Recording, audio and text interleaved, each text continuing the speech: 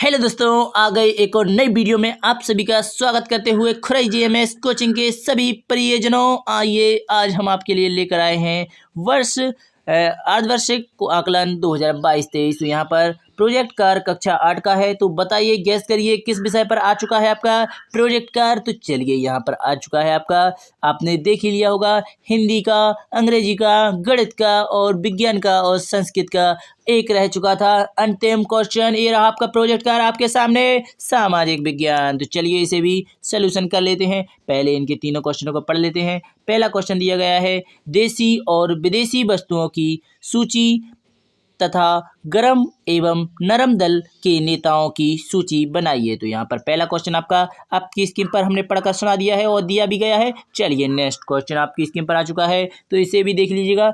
वर्तमान कृषि उत्पादन के बारे में एक सर्वे तैयार कीजिए। चलिए नेक्स्ट क्वेश्चन आपकी स्क्रीन पर आ चुका है, ये रहा आपकी स्क्रीन पर, इसे भी पढ़ लीजिएगा। नदी निर्मित मैदान होने के कारण कृषि की दृष्टि से उपजाऊ है, सिंचाई की सुविधा है, कृषि आधारित उद्योग विकसित हैं, अतः आज़ादी संघन है।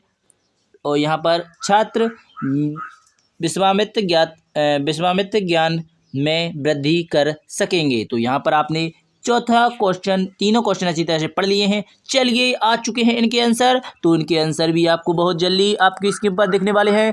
तो ये रहा आपका देसी विदेशी वस्तुओं की सूची में अंतर। तो चलिए ये रहा, ये आ गया आपके सामने। तो चलिए इसे अच्छी तरह से कंप्लीट कर लेते हैं। तो यहाँ पर लिखा हुआ है आपकी स्क्रीन पर, अपने ही देश में निर्मित वस्तुओं की को सूची वस्तुएं बताइए। तो यहाँ पर आपकी जो देश में बनती है उन्हें कहते हैं देसी वस्तुएं। ठीक है, तो धातु अपने देश में बनती है, कुर्ता, साड़ी, यहाँ पर खाद्य तेल, साबुन, दूध, दही, घी इत्यादि अपने देश में बनते हैं। इसके बाद आता है आपका अगला क्वेश्चन, दूसरे देशों में निर्मित हुई वस्तुओं की सूची। तो यहाँ पर विदेशी यानी दूसरे देशों में डिजाइनर जीन्स, डिजाइनर साड़ियाँ, कोलगेट, यहाँ पर टूथपेस्ट, इलेक्ट्रॉनिक सामान, यहाँ पर खाद्य तेल,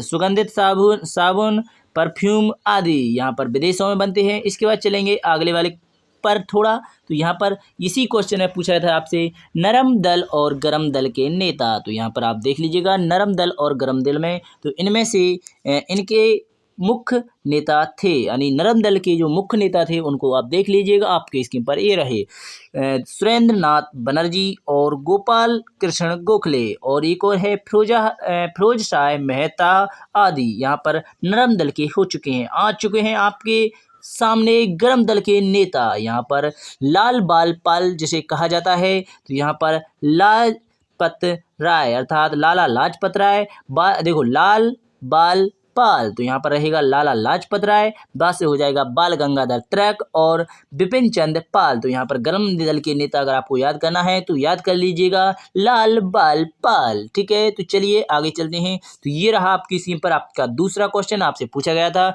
वर्तमान कृषि उद्योग के बारे में एक सर्वे कीजिए। तो यहाँ पर स्क्रीन पर ये रही आपकी क्वेश्चन आंसर। तो हम चाहेंगे हम कम समय में आपको अच्छी तरह तैयारी करा दें, परंतु लास्ट क्वेश्चन है, चलिए अच्छी तरह से तैयारी कर लेते हैं। ठीक है, तो अच्छी तरह पढ़ लीजिएगा, अच्छी तरह से सिखा देंगे, बिल्कुल याद भी हाल ही कर लेंगे। आप याद भी करें, आगे आपको काम में आने वाले हैं पेपरों में। ठीक है, तो चलिए पहला क्वेश्चन आपसे पूछा गया है, तो दूसरा आपके स्क्रीन पर आ चुका है। तो चलिए इसे पढ़ लीजिएगा। धान की दृष्टि से उत्पादन के लिए सर्वे। तो यहाँ पर लिखा है, आप अपने खेत में किस प्रकार का धान उगाते हैं। तो यहाँ पर दूसरा दिया गया है, इसके बारे में, धान उगाने से पहले किस प्रकार की तैयारी करते हैं, अर्थात धान उगाने से पहले किस प्रकार की जैसे अपने खेत अच्छी तरह से साफ सुथरा कर लेते हैं, इस प्रकार समझ लीजिएगा। आपके खेत में किस प्रकार की मिट्टी है, अपने खेत की मिट्टी लाल है, भुरभुरी है, काली है, इस प्रकार बता लेना है। चौथा क्वेश्चन लिखा है, आपके खेत में कितना बीज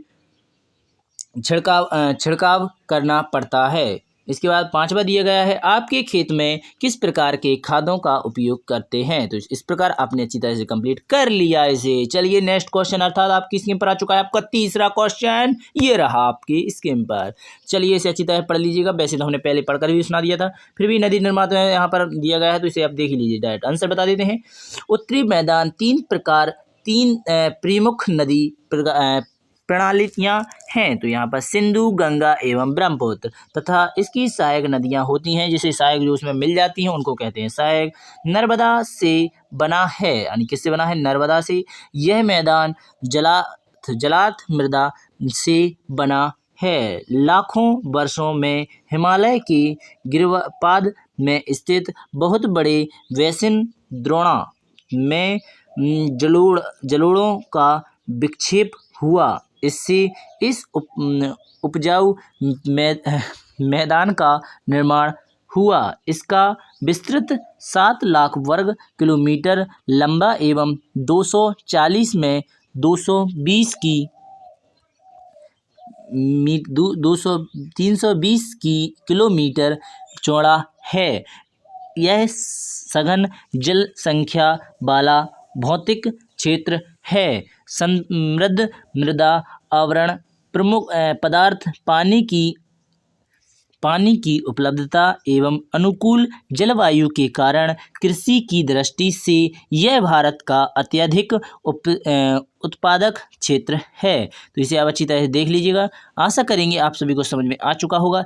चलिए बिना टाइम खराब किए मैं आपको बताने वाला हूँ इसके और अमेजिंग फैक्ट। तो आशा करूँगा अगर आपके पास कक्षा 6, कक्षा 7 के बच्चे हैं तो उनको भी बता दें कि यहाँ पर पूरे आपको अगर कक्षा 8 के सभी पेपरों का सलूशन मिल चुका है तो आपके जो भाई हैं, दोस्त हैं, मित्र हैं जो कक्षा 7 और 8 में पढ़ते हैं या वह 8 में या 6 में किस में भी पढ़ते हों, सभी का इस चैनल से जुड़ने की कृपा करें तो हमारी भी हेल्प होगी, जिससे कि हम आपकी हेल्प कर सकेंगे। तो चलिए बिना टाइम खराब किए नेक्स्ट वीडियो में